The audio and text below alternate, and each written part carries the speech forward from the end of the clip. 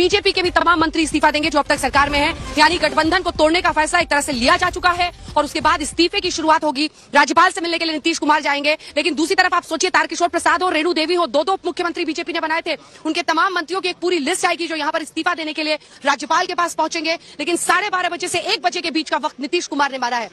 नीतीश कुमार एक बार फिर से अपने पलटने की घड़ी में, क्योंकि सियासी रूप से पलटना, सियासी रूप से गठबंधन के साथी को कुछ महीनों बाद छोड़ना, दूसरे पाले में जाना, ये एक तरह से उनकी राजनीति की फितरत बन चुकी है और एक बार फिर वही करते हुए आज नीतीश कुमार दिखाई दे रहे हैं। लेकिन दूसरी तरफ जबरदस्त बुगाहट आरजेडी के खेमे में है, क्योंकि अब एक बार फिर से आरजेडी का साथ जेडीयू को मिलेगा।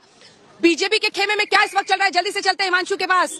दो उप मुख्यमंत्री बनाए थे हिमांशु, कुछ महीनों पहले की बात है, तब बीजेपी खूब ताली ठोक रही थी कि देखिए तेजस्वी यादव के साथ इनकी चल नहीं पाई, हमारे साथ आ ही गए वापस। लेकिन अभी तो दो उप मुख्यमंत्री और मंत्रियों को आकर इस्तीफा यहीं पर देना होगा। राजभवन में हम मौजूद हैं और राज्यपाल को उन्हें अपना इस्तीफा सौंपना होगा। देखिए बिल्कुल दोनों उप मुख्यमंत्रियों को इस्तीफा देना होगा और उनके साथ 14 मंत्रियों को भी जो है अंजना इस्तीफा देना होगा राजभवन में। लेकिन सवाल यह है कि अगर कोई मंत्री या उप मुख्यमंत्री इस्तीफा देता है तो वो मुख्यमंत्री को भेजता है, मुख्यमंत्री जो है वहां से उस इस्तीफे को रिकमेंडेशन करके राज्यपाल के पास भेजते हैं कि इन मंत्री को जो है बर्खास्त कर दिया जाए या हटा दिया जाए। लेकिन भारतीय जनता पार्टी ने पहली बार इस तरीके की रणनीति की है कि सीधा जो है राज्यपाल को ही अपना इस्तीफा देने जा रही है। तो कहीं ना कहीं भारतीय जनता पार्टी अब बैकफुट पर है। अभी तक भारतीय जनता पार्टी ये देख रही थी, वेट एंड वॉच के मूड में थी कि क्या नीतीश कुमार फैसला लेंगे। लेकिन जिस तरीके से पिछले 2 दिनों के अंदर घटनाक्रम बदला है, उसके बाद जो है ये भारतीय जनता पार्टी के लिए एक तरीके से ये कहा जाएगा कि बहुत सोचने वाली घड़ी है कि 42 विधायकों चुनकर आए थे जेडीयू के और उसके बाद भी नीतीश कुमार को उन्होंने मुख्यमंत्री का पद दिया।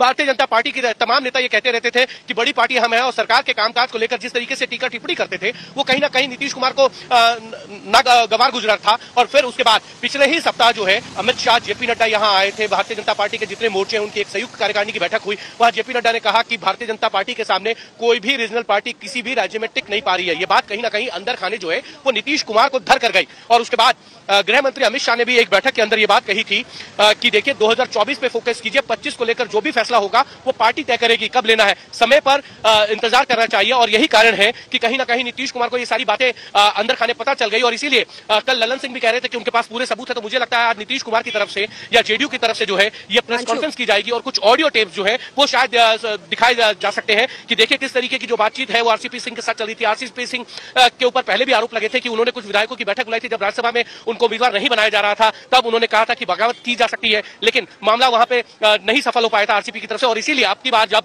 नीतीश कुमार भारतीय जनता पार्टी के साथ अपने संबंध विच्छेद करने जा रहे हैं तो बलि का बकरा जो है वो आरसीपी सिंह को बनाया जा रहा है। आरसीपी सिंह कह रहे हैं कि उनको प्रधानमंत्री बनने की महत्वाकांक्षा है जो 7 जन्मों में पूरी नहीं होगी। और शायद मुझे लगता है कि नीतीश कुमार ने ये डील की है, प्रीस्क्रिप्टेड है सारा कुछ। कांग्रेस इस तरीके से आ गया, सीपीएमएल ये कह रही है हम सरकार के अंदर शामिल नहीं होंगे और दूसरी तरफ आरजेडी ये कह रही है कि जो फैसला तेजस्वी लेंगे उसके साथ है। तो कहीं ना कहीं कांग्रेस और तेजस्वी ने मिलकर ये पूरी स्क्रिप्ट रची है। मैं लौटूंगी आपके पास। 2 खेमे हैं और दोनों खेमों की पूरी कहानी, उनका चाल चरित्र सब अपने दर्शकों को समझा देते हैं। देखिए एक तरफ है नीतीश कुमार जिनके बारे में कहा जाता है 2013 में जब उन्होंने बीजेपी से नाता तोड़ा था, 17 साल पुराना रिश्ता था, लेकिन नरेंद्र मोदी के नाम पर तोड़ दिया। फिर वो लालू के साथ मिले, चुनाव लड़े, 20 महीने सरकार चलाई, फिर वहां से भी मन उनका मुटाव हो गया। उसके बाद बीजेपी में वापस शामिल हो गए, फिर एनडीए में शामिल हो गए। उसके बाद फिर वो चुनाव लड़े पिछला आरजेडी के साथ, बहुमत की सरकार उनकी बनी। लेकिन उसके बाद फिर कुछ महीनों के बाद उन्होंने नाता तोड़ा, एनडीए के साथ उन्होंने सरकार बना ली। अब ये पलटने वाली राजनीति तो एक तरफ है, एक और हुनर उनके पास है और वो हुनर इतना दिलचस्प है कि आप कल्पना नहीं कर सकते हैं। आज तक अपने बलबूते नीतीश कुमार कभी बहुमत नहीं ला पाए, लेकिन फिर भी वो सरकार चला लेते हैं, किसी न किसी तरीके से चेहरा बनते हैं सरकार की और अपनी नीति के हिसाब से चलाते हैं। जैसे उसमें उनको लगता है जरा भी डाइल्यूशन हो रहा है या बीजेपी का एजेंडा चल रहा है तो उसके बाद उनकी नाराजगी शुरू होती है, मनमुटाव का दौर होता है, फिर वो साथ छोड़ देते हैं, दूसरा खेमा पकड़ लेते हैं। दूसरी तरफ बीजेपी, क्योंकि बीजेपी ये कोशिश कर रही है, अगर जो दावा है जेडीयू का कि एकनाथ शिंदे आरसीपी सिंह बन जाए यहाँ के बिहार के, तो ऐसा होता हुआ नहीं दिख रहा है। क्योंकि एकनाथ शिंदे ने जो कवायद की थी उनके साथ एक बहुत बड़ा हिस्सा था शिवसेना का, पहले ही वहां से निकल गए थे, गुजरात पहुंचे, फिर असम। तो कुल मिलाकर एकनाथ शिंदे की भूमिका में